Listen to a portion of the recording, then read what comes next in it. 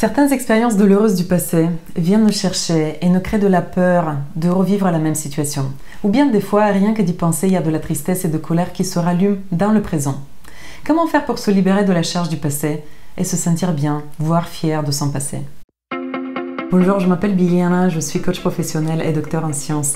À travers mes vidéos, je cherche à démocratiser le coaching et le rendre accessible à tous. Chaque semaine, je vous apporte du contenu gratuit qui vous permet d'utiliser les outils de coaching et les appliquer directement à des situations problématiques de votre quotidien.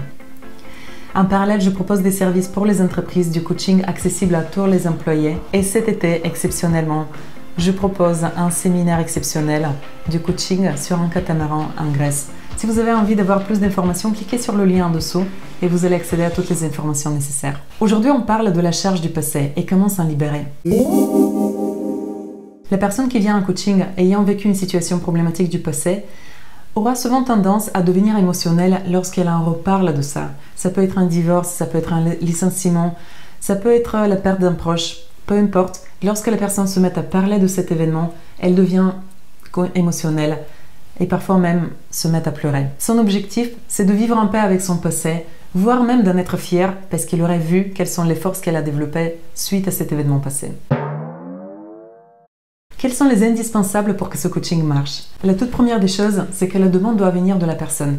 La personne doit être consciente des bénéfices que ça va lui apporter de se détacher du passé, de laisser ce qui a été vécu étant difficile. On ne nie pas la difficulté de l'événement, mais de le laisser là où il s'est produit et pas de le ramener dans le présent à chaque fois quand elle y pense. La deuxième des choses, c'est que la personne doit se rendre compte qu'il y a des gens qui ont vécu des choses similaires dans le passé et qui vivent bien avec ça. Elle doit croire que c'est possible de vivre bien en ayant vécu quelque chose d'assez difficile, quelque chose de dur.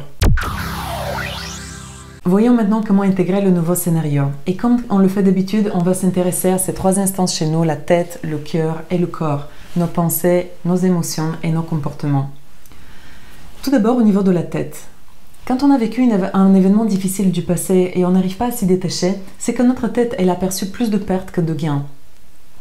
Et on a besoin de venir à l'aide de notre tête pour l'aider à voir où est-ce qu'elle se cache la beauté de cet événement qui a été difficile et qui a été désagréable à vivre. La toute première des choses qu'on va faire au niveau de la tête, c'est de se mettre à lister quelles sont les forces que j'ai développées suite à cet événement, quelles sont les rencontres que j'ai faites suite à cet événement et quels sont les projets qui se sont mis en place suite à ce que j'ai vécu. Ensuite, pour aller à un niveau au-dessus, c'est de se poser la question, si on enlève cet événement de ma vie, qu'est-ce que je n'aurais pas pu avoir que j'ai actuellement en ayant enlevé cet événement, si j'enlève cet événement du passé? Et puis la troisième des choses, c'est de se poser la question, si la vie était un enseignant bienveillant qui cherche à nous faire évoluer constamment, quel aurait été le message de la vie à me transmettre à travers cet événement difficile? Plus j'arrive à voir ces éléments au niveau de ma tête, plus l'équation de perte et de gain va s'équilibrer et je vais commencer à relâcher au niveau de ma tête pour pouvoir accéder à quelque chose de plus profond, nos émotions. Au niveau du cœur, ce qu'on cherche comme émotion pour pouvoir se détaché d'un événement passé, c'est l'émotion de gratitude. C'est l'émotion qui nous permet d'être reconnaissant envers ce qu'on a vécu sans le désirer pour cela de le revivre. Le but, c'est de se libérer de la peur qui est liée avec cette idée qu'on pourrait revivre l'événement. Plus cette peur elle est présente, plus on a des chances à induire cet événement de nouveau. Plus j'arrive à éprouver de la gratitude envers ce que j'ai vécu dans le passé, moins j'ai des chances à devoir revivre la même chose. On sait tous que la vie, c'est un apprentissage constant. Plus on arrive à voir rapidement la leçon qui a été enseignée à travers cet événement, moins j'aurai besoin de revivre cet événement. Donc au niveau du cœur, ce qu'on va chercher à faire, c'est en reprenant la liste qu'on vient de faire de manière analytique avec nos têtes, on va commencer à reprendre chaque élément, chaque bénéfice qu'il y a eu de cet événement difficile, de fermer les yeux, de le visualiser et de commencer à ressentir dans le corps l'émotion que ça procure de voir qu'il y a eu quand même un cadeau derrière cet événement qui ne paraît que de la perte, que de la difficulté. Et de commencer à ressentir ce que ça fait de voir qu'il y a quand même quelque chose de caché, un vrai cadeau. Et plus j'arrive à voir de la valeur que ça m'apporte, plus je vais pouvoir ressentir une émotion de gratitude à l'intérieur de moi. La deuxième des choses qu'on peut faire au niveau du cœur, c'est de se projeter dans le futur et de s'imaginer devenir cette personne qui est fière de ce qu'elle a vécu, qui voit la beauté de ce qu'elle a vécu et qui inspire des gens autour d'elle parce qu'elle arrive à parler des choses difficiles de la vie avec beaucoup d'amour et elle arrive à voir de la beauté.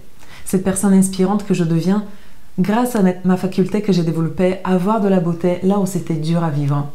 Plus j'arrive à ressentir comment ça m'apporte de devenir cette personne, plus ma charge liée avec le passé va se dissoudre et je vais pouvoir devenir cette personne inspirante. Et puis au niveau de notre corps, nos comportements, la manière de se débarrasser de nos événements passés, c'est de se mettre à l'action pour utiliser le passé au service des gens. C'est-à-dire que je pourrais créer une entreprise ou des services ou des produits qui reposent sur ce que j'ai vécu dans le passé, qui reposent sur la difficulté que j'ai eue et la solution que j'ai trouvée pour la surmonter, afin que je puisse transmettre ça à d'autres personnes. À partir du moment où dans mes actions, j'arrive à concrétiser la beauté de ce que j'ai vécu dans le passé, je n'ai plus de charge liée avec ça. Je peux également l'utiliser dans mes interactions quotidiennes, sociales, amicales, mais également si vous êtes parent, donner l'exemple à son enfant qu'il est capable de vivre des choses difficiles, sans pour cela souffrir des années par conséquent, et que le passé reste dans le passé, l'apprentissage une fois obtenu, on peut passer à autre chose.